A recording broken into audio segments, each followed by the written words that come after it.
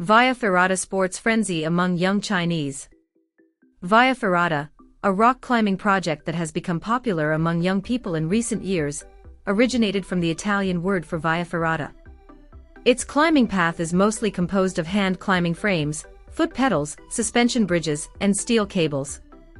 Under the protection of safety ropes and locks, visitors can complete high-altitude cable walking, soaring crane standing, gecko walking, climbing to the sky, and other appearances on the rock wall. It's not like climbing in a gym that requires a certain level of climbing skills, nor is it like wild climbing that requires a certain amount of arm strength support.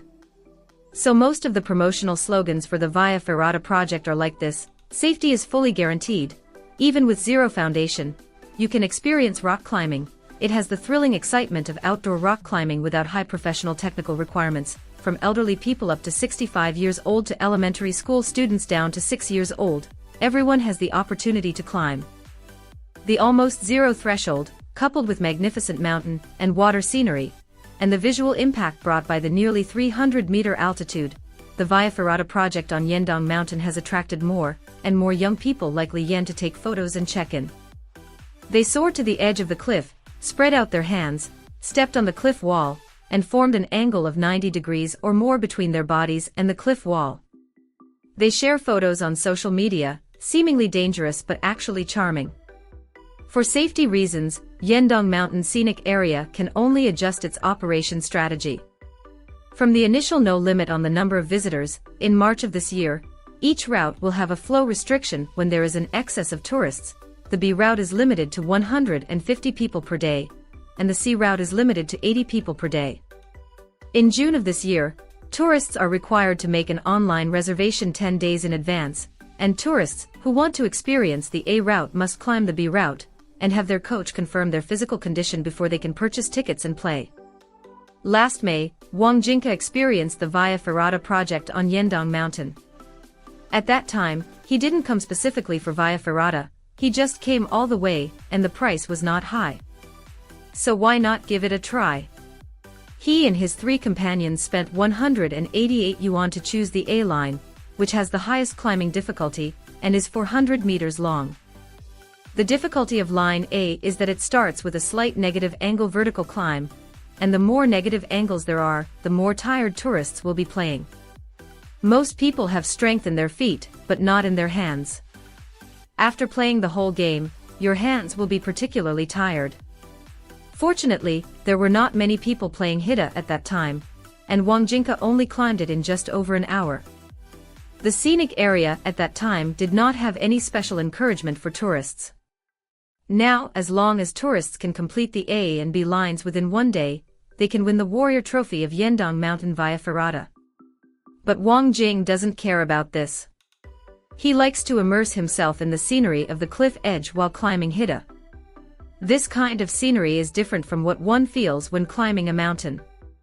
Whenever he backs against a cliff and faces a valley, he has a feeling of not falling off, just like standing by a window, half of his body stretched out, and a sense of insecurity arises. It is this kind of excitement that makes Wang Jinka experience the Via Ferrata project every time he goes hiking. He found that these flying dollars all have a commonality, which is that they will promote themselves as the first. For example, the Flying Dala of Mata Mountain is called the first climb in Lingnan, the Flying Dala of Yendong Mountain is the first danger in Asia, and the Flying Dala of Jigangling is known as the world's highest altitude. A clear trend is that within the same scenic area, routes with difficult differentiation will attract young people to visit for the first time, and they will visit again for the second or third time, each time providing a new experience.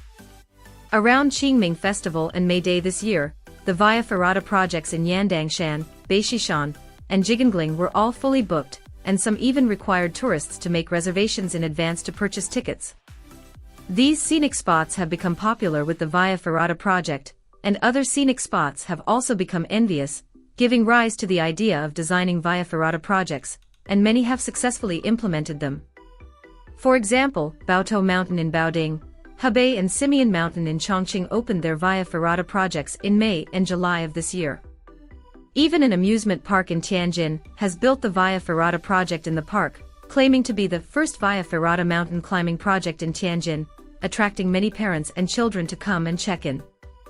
On the route of Via Ferrata, some scenic spots also have a sufficient number of Via Ferrata coaches to ensure the safety of tourists. These coaches not only require professional skills and techniques, but also a sense of service. For example, easing the tension of tourists.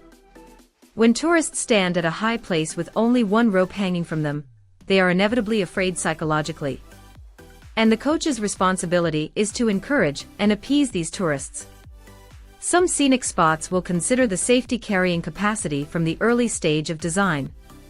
For example, can this rock wall be made into a hida? How much weight can it bear? And what materials should be used to ensure the safety of tourists?